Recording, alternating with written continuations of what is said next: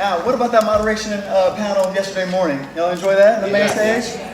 I thought that was phenomenal. I'm going to talk about some of those things that they pointed out yesterday from a little bit different perspective. So first thing I want to find out from you all, and we're still on the thank you slide, aren't we?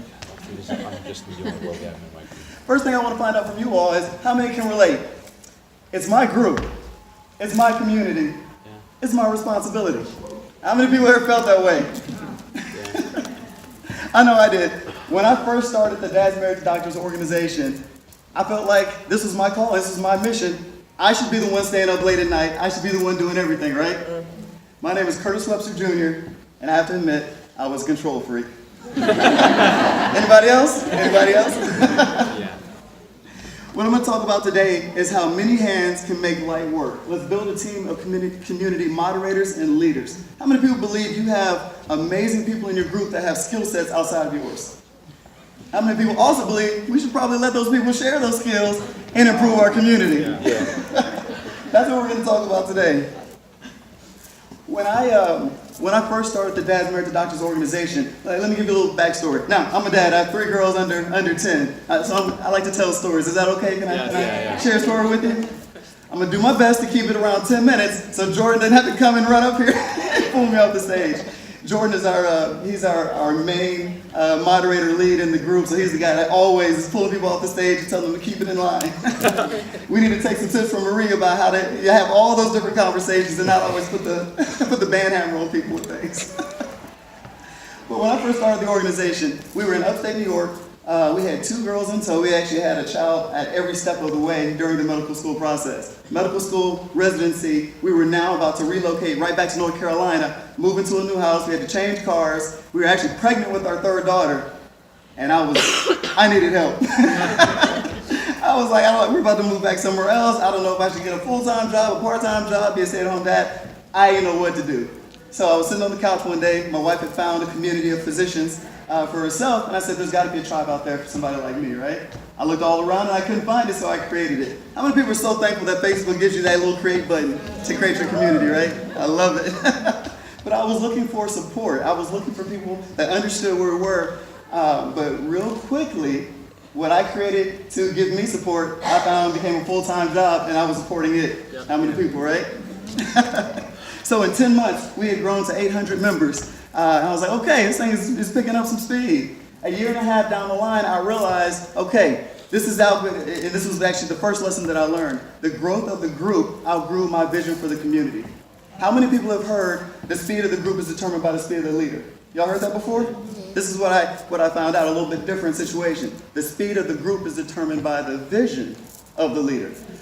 I created this group. I knew I needed some guys that related to where I was and what I was going through.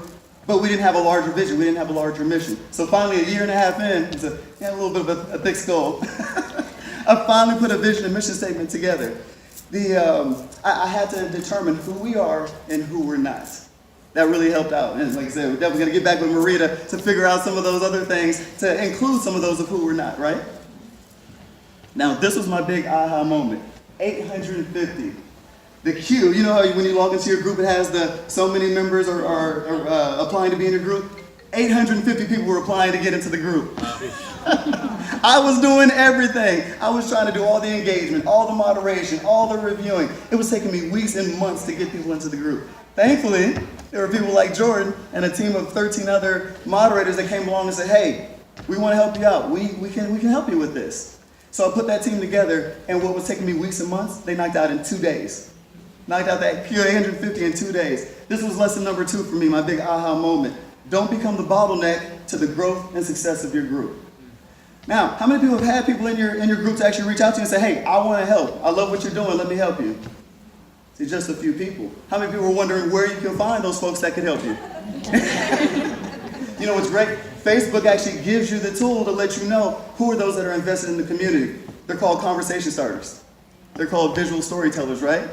Those folks have already shown through their engagement and through their interaction that they love what you're doing. They love the impact and the exposure of your community, and they want to help at a higher level. So when you go and talk with these folks, you want to ask for help, and you also want to be specific. What kind of help do you need? Is it with moderation? I have, and as you'll see in a little bit, I have an advisory board, people that help me with some of the business decisions behind the group. Are there time limits? Are you expecting them to do this for 3 months or 3 years? I expect Jordan to do this forever, right? Outsourcing. How many people have outsourced some help? Maybe have a virtual assistant, or you have some of these different teams in place already. You might be wondering, what are some of the things that I should outsource? The things that you don't want to do, the things that you aren't good at, and most importantly, the things that you shouldn't be doing. Let go of some of that control, right? Let them do in 2 days what was taking you weeks and months, like it did for me. So the 4 lessons that I learned along the way. We just turned 4 years old at the end of December of last year. We grew to 4,000 members in 25 countries around the world. I could not have done that on my own. Along the way, I've learned 4 key lessons. I covered the first 2 already. The next one is, with great power comes great responsibility. How many people remember that line?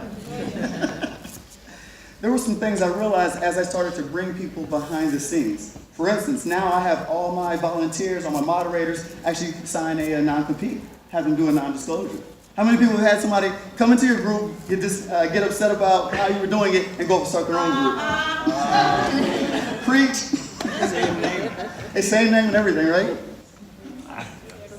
So that was some things that I started to realize is, let me put some legal framework in place. That's why we actually turned into an LLC. And then finally, the power of the committee. With having a group in place, having some teams in place, it no longer was just on me. Remember, I was that control freak, right? I would go into the group, I would say, hey guys, we can't talk about this. Marie would have been over there like, I was like, guys, we can't have this conversation. And then the guys would be like, okay, Dictator Curtis, all right, whatever. Or they would come in and say, sorry, Dad. But by having a moderator team and a moderator committee, Jordan can now come in and say, hey, the moderator team decided, we took a vote, and we realized this isn't something that we can talk about, at least in this space right now. That conversation's not going well. The team was able to come together, and Jordan could say, hey, there's some better ways we can do this. And now it was the team. It wasn't just one person saying, do this, don't do that. Right? Make sense? Here's some of the different committees that I put together over time, and thankfully, so many amazing guys have stepped up and said, hey, we want to help you. We love what you're doing with the group. Moderators, the advisory board that helps me with decisions behind the scenes. We have the engagement and event planning, a wellness, which now, because of the new mentorship tool, that's what that is, the wellness and mentorship team. Website dev and content, marketing, social media, and then subgroups. All the different smaller groups that we have that are hobby-specific or interest-based, we now bring all those admins together in one place to make sure we're all speaking the same language and on the same page. Now, there's some tools that we use to make this whole thing a lot easier. We've covered the what's and the whys. Now we're going to see some of the hows. We've asked for help, but how do we organize these teams? The main way is with the teams, we have a secret group. That way we can use that for archiving. As we have these different conversations in our private chat, we can then take some screenshots or move that over to the secret group, so we have that for archiving purposes. Why was it that we kicked this guy out of the group 2 months ago? And now he's coming back, wanting to get back in? Oh yeah, let's go back to the records. This is some of the guys. This is some of the physician families that I put this group together to support. Yeah. I'm telling you, letting go of the reins was hard. Trust me, I know. I had to realize it wasn't all about me, and I can't do it all, nor should I do it all. But something I tell the guys in the group all the time is that life is better when we do life together. Thank you. Probably got time for 1 or 2 questions. And if you have a question, please come to the middle here. Hello, my name is Penny. I just have a quick question. What are the advantages of rotating the moderators or the admins? I do my group every 6 months, but I lose friendship because they're not willing to leave. How do you deal with that? So you automatically rotate your admins every 6 months? There's some that stay, the board members stay. Right. But then I rotate when I see the conversation starters. The people that are running the group, I bring them in. Right. But I keep them for 6 months. But every 6 months, I let them go and bring more people. And the people that left end up getting upset? Very upset. Ooh. Yeah, that's hard. On a lot of my teams, if the folks want to stay, I've allowed them to stay. I do agree with you. I think it is great to have some fresh blood and get some new ideas. But how to make that transition is, right now I've let the folks actually say when they wanted to step down, or if they end up breaking the rules. We've had moderators that put the rules in place and end up breaking them, so we had to come up with a process to remove them anyway.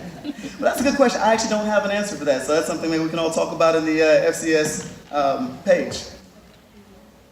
So that's a great transition to my question. Although for you, I would say transparency from the beginning and letting people know that 6 months that's a good point. are a hard rule and that they agree to that when they become a moderator. There you go. You should be up here.